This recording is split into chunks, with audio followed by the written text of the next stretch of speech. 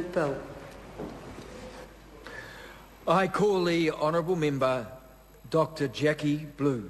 Thank you, Mr Speaker. I'm pleased to rise for the third reading of the Smoke-Free Environments Controls and Enforcement Amendment Bill. This bill does prohibit display tobacco products and will tighten up tobacco controls and enforcement. And I'd like to congratulate the Minister Tariana Turia and the Maori Select Committee and also the Health Select Committee for their work in this. It does complement measures already undertaken by the government to date to reduce the harm from cigarette and tobacco smoking.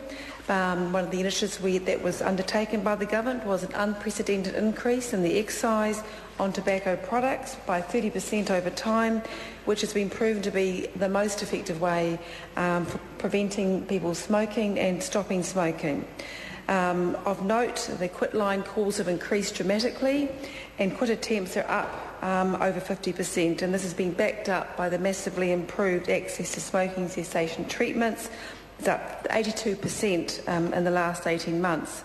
And I think for smokers, they need to realise it is an addiction. They shouldn't be tough on themselves. They do need to have nicotine replacement products to help stop this addictive product.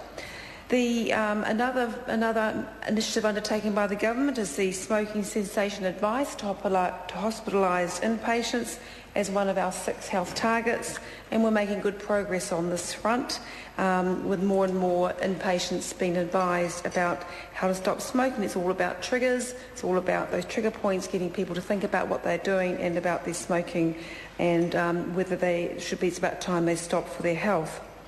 Who would have thought even 5 or 10 years ago that our prisons would be smoke-free, and they have been smoke-free since July 1st, and there's been a the transition phase has gone well, with almost 6,000 prisoners on nicotine replacement products currently, and of course that includes staff. They are not allowed to smoke at work.